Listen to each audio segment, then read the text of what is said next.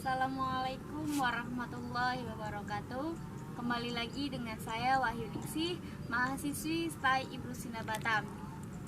Video kali ini saya buat untuk pengganti ujian tengah semester mata kuliah Akhlak Tasawuf yang diampu oleh Bapak dosen Bayu Muslimin MPDI. Adapun pembahasan kali ini yaitu tentang akhlak, pengertian akhlak, macam-macam akhlak, dan faktor-faktor yang mempengaruhi pembentukan akhlak. Yang pertama yaitu pengertian akhlak. Akhlak berasal dari bahasa Arab, di mana akhlak merupakan jamak dari al-khuluq, yang artinya perangai, tingkah laku, kebiasaan, atau tabiat. Menurut istilahnya, akhlak merupakan suatu sifat yang tertanam pada diri manusia yang bisa mengeluarkan sesuatu dengan senang dan mudah tanpa adanya suatu pemikiran atau suatu paksaan. Poin yang kedua yaitu macam-macam akhlak. Akhlak dibagi menjadi dua. Yang pertama, akhlak mahmudah, dan yang kedua, akhlak mazmumah. Akhlak mahmudah merupakan akhlak yang baik atau akhlak yang terpuji. Akhlak mahmudah yaitu perbuatan yang baik terhadap Allah Subhanahu wa Ta'ala, sesama manusia, dan makhluk-makhluk yang lain. Di sini saya akan memberikan beberapa contoh saja yang merupakan akhlak yang terpuji. Di antaranya yaitu berbakti kepada orang tua atau birrul walidain. Yang kedua yaitu menghormati tetangga dan tamu. Yang ketiga yaitu memberikan sumbangan yang bersifat meringankan beban hidup orang-orang yang berhak menerimanya. Yang keempat, membantu memudahkan urusan sesama manusia bagi yang berkemampuan. Contoh lainnya yaitu pemaaf, suka menolong, amanah. Yang keempat yaitu penyayang. Yang kelima yaitu bersifat adil, bersifat benar, mempunyai sifat yang baik, dan menjaga kesucian diri. Itulah beberapa contoh akhlak yang terpuji. Tentunya akhlak yang disukai atau akhlak yang sangat dicintai oleh Allah Subhanahu wa Ta'ala. Yang kedua yaitu akhlak mazmumah. Mazmumah merupakan akhlak yang tercela atau akhlak yang buruk. Tentunya merupakan akhlak yang dibenci oleh Allah Subhanahu wa Ta'ala. Adapun beberapa contoh yang merupakan akhlak tercela yaitu yang pertama, bersifat dusta atau al-buhtan.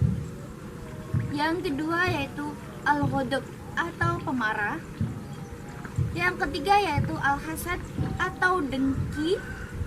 Yang keempat al-istikbar atau sombong. Yang kelima yaitu al-israf atau berlebihan atau melebih-lebihkan sesuatu. Yang keenam yaitu al-ifsad, membuat kerusakan. Yang ketujuh yaitu al-namimah, mengadu domba. Yang kedelapan al-sikhriyah atau berolok-olok. Dan contoh lainnya seperti ini yaitu ria, sirik, suka mencela lain, suka mengolok-olok orang lain, congkak, dan lain-lain. Pembahasan yang ketiga yaitu faktor-faktor yang mempengaruhi pembentukan akhlak. Untuk menjelaskan faktor-faktor yang mempengaruhi pembentukan akhlak pada khususnya dan pendidikan pada umumnya.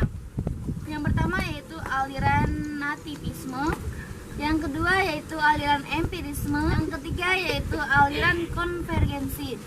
Adapun penjelasannya, yang pertama menurut aliran nativisme yang mengatakan bahwa faktor yang paling berpengaruh terhadap pembentukan diri seseorang adalah faktor pembawaan dari dalam yang bentuknya dapat berupa kecenderungan, bakat, akal, dan lain-lain.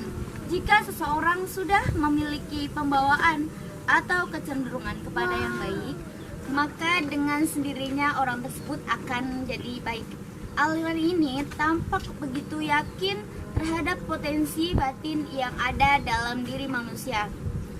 Dan hal ini erat kaitannya dengan pendapat aliran intuinisme dalam hal penentuan baik dan buruk sebagaimana yang telah dijelaskan tadi.